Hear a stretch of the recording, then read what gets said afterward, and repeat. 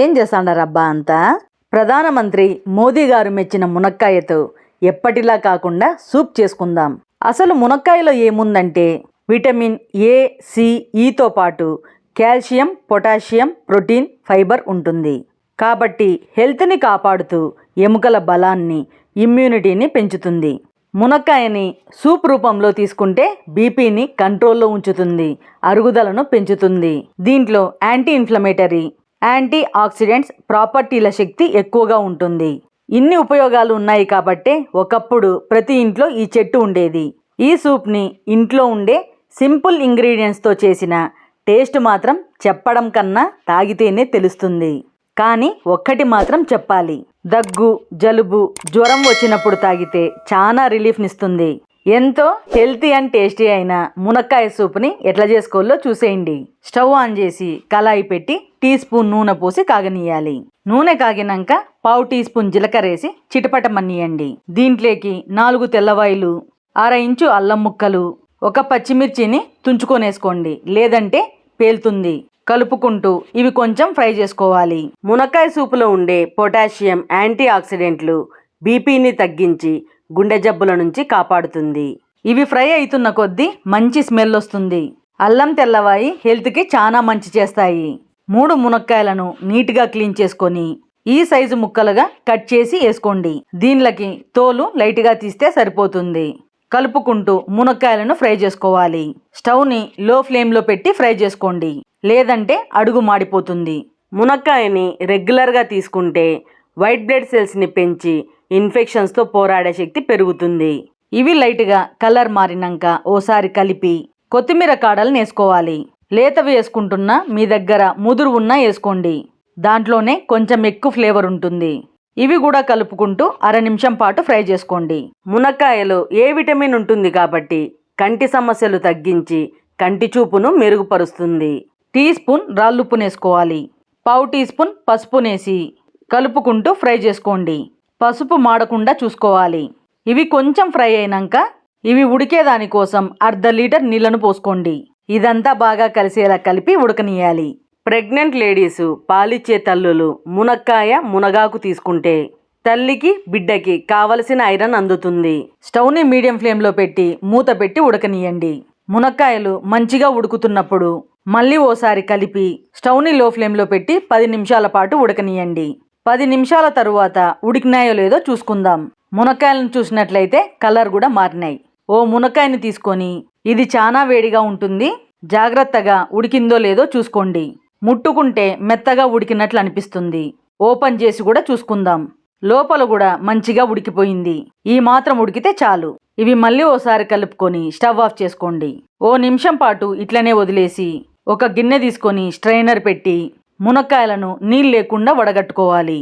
ఇట్లా వంచేటప్పుడు కొంచెం జాగ్రత్తగా ఉండండి, వేడి ఆవిరి చేతులకు వస్తూ ఉంటుంది. ఇట్లా వడగట్టుకున్నాక ఇవి కళాయిలోకి మార్చుకొని పూర్తిగా చల్లారనియాలి. ఈ నీళ్లను పడేయకుండా పక్కన పెట్టుకోండి. సూప్లో కలుపుకుందాం. దీంట్లో పోషక విలువలు ఎక్కువగా ఉంటాయి. ఇవి పూర్తిగా చల్లారినాక ఓ పక్కకి జరిపి మునక్కాయలను ఓపెన్ చేసి దీంట్లో ఉన్న గుజ్జుని పక్కకు తీసుకోవాలి. ఈ గుజ్జుతోనే మనం సూప్ చేసుకుంటాం. ఇలా తీయడం మీకు కష్టం అనిపిస్తే ఇవన్నీ మిక్సీలోకి వేసి గ్రైండ్ చేసుకోవచ్చు. కానీ ఇట్లా తీసుకోవడం వల్ల గుజ్జు ఏమాత్రం వేస్ట్ అవ్వదు. వీడియోలో చూపిస్తున్న పద్ధతిలో గుజ్జు మొత్తం తీసుకోండి. ఇట్లా తీయడం టైం టేకింగ్ అనుకునేరు, 5-6 నిమిషాల్లో అయిపోతుంది. మునక్కాయని తరచుగా తీసుకుంటే లివర్ దెబ్బతినకుండా కాపాడుతుంది. అంతేకాకుండా దీంట్లో ఫైబర్ ఎక్కువ ఉండడం వల్ల అరుగుదలకు ఉపయోగపడుతుంది. దీంట్లో కాల్షియం, మెగ్నీషియం ఉండడం వల్ల బోన్ డెన్సిటీని సపోర్ట్ చేసి ఎముకలకు సంబంధించిన రోగాలను తగ్గిస్తుంది. మునక్కాయల నుంచి తీసుకున్న మొత్తం గుజ్జిది. పచ్చిమిర్చి, అల్లం, తెల్లవాయి, జీలకర్ర, దీన్ని మునక్కాయ గుజ్జుతో పాటు మిక్సీ జార్లోకి మార్చుకోవాలి. దీన్ని ఏమాత్రం పలుకులు లేకుండా మెత్తగా గ్రైండ్ చేసుకోండి. గ్రైండ్ చేసుకోవడానికి అవసరాన్ని బట్టి నీళ్లను పోసుకోండి. కళాయిలో కొన్ని నీళ్లు పోసి జలపరిచి పోసుకున్నా. అన్నీ ఉడికినవి కాబట్టి తొందరగా గ్రైండ్ అయిపోతాయి. ఇట్లా క్రీమీ టెక్స్చర్లో ఉండేలా గ్రైండ్ చేసుకోవాలి. ఈ పేస్ట్ని కళాయిలోకి మార్చుకుందాం. దీంట్లోకి మునక్కాయలు ఉడకబెట్టుకున్న నీళ్లు ఉన్నాయి కదా, అవి పోసుకోవాలి. పేస్ట్ అంతా నీళ్ళల్లోకి బాగా కలిసేలా కలుపుకోవాలి. గ్రైండ్ చేసుకున్న పేస్ట్ నీళ్ళల్లోకి బాగా కలిసిపోయినాక సూప్ కన్సిస్టెన్సీ మీకు ఏమాత్రం ఉండాలో చూసుకోండి. ఇంకొన్ని నీళ్లను మిక్సీ జార్లో పోసి తీసుకుంటున్నా. ఉడికే కొద్దీ సూప్ కొంచెం చిక్కబడుతుంది. అందుకే ఇంకొన్ని నీళ్లను పోసి అడ్జస్ట్ చేసుకున్నా. ఈ సూపు చిక్కబడేదానికి వేరే ఏ విధమైన పొడులు అవసరం లేదు. మునక్కాయ గుజ్జుతోనే సూప్ చిక్కగా ఉంటుంది. మళ్ళీ స్టవ్ ఆన్ చేసి ఈ సూప్ను వేడి చేసుకోవాలి. దీన్నోసారి బాగా కలుపుకొని ఉప్పు సరిపోయిందో లేదో చూసుకోండి. ఎక్కువ తక్కువ ఉంటే అడ్జస్ట్ చేసుకోవచ్చు. ఉప్పు కొంచెం తగ్గినట్లు అనిపిస్తుంది. 1/2 టీ స్పూన్ రాళ్ళుప్పునేసి కలుపుకుంటున్నా. 1/2 టీ స్పూన్ మిరియాల పొడి లేదా మీ రుచికి తగ్గట్లు అడ్జస్ట్ చేసుకోండి. ఇవన్నీ బాగా కలిసేలా కలుపుకోవాలి. సూప్ అంటే స్పైసీగా ఘాటుగా ఉంటేనే గొంతులో దిగుతున్నప్పుడు రిలీఫ్గా ఉంటుంది. దగ్గు, జలుబు, జ్వరం వచ్చినప్పుడు ఇలాంటి సూపులు గనక తాగారనుకో ప్రాణం లేసొచ్చినంత హాయిగా ఉంటుంది. మధ్య మధ్యలో కలుపుకుంటూ దీన్ని మరగనీయాలి. స్టవ్ని లో టు మీడియం ఫ్లేమ్లో పెట్టుకోండి.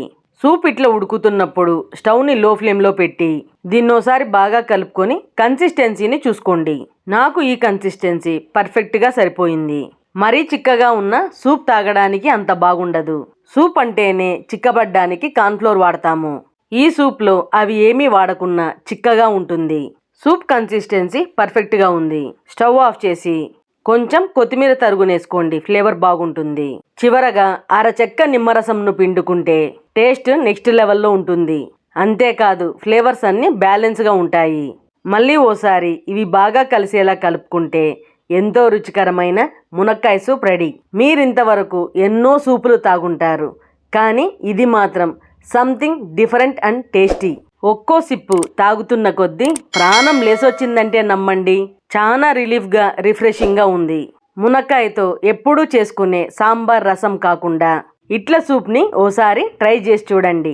మీకు ఖచ్చితంగా నచ్చుతుంది. అందులోనూ మునక్కాయలో మల్టీవిటమిన్స్ ఉంటాయి కాబట్టి మన హెల్త్కి కూడా చాలా మంచిది. ఈ వర్షాకాలం, చలికాలం తప్పకుండా ఈ సూప్ని ట్రై చేసి చూడండి. ట్రై చేసినాక దీని రుచి మీకెట్లా అనిపించిందో కామెంట్స్లో చెప్పడం మాత్రం మర్చిపోద్దండి. ఈ వీడియో నచ్చినట్లయితే లైక్ చేసి మీ వాళ్ళు కూడా తెలుసుకోవాలంటే షేర్ చేయండి. ఇట్లనే ఇంకా మంచి మంచి రెసిపీల కోసం మన ఛానల్ F3 ఫుడ్ ఫన్ ఫెస్టివల్ని సబ్స్క్రైబ్ చేయండి అబ్బా. ఇట్లు మీ వేణి. మరొక మంచి రెసిపీతో మళ్ళీ కలుద్దాం. సరే, ఉంటా మరి.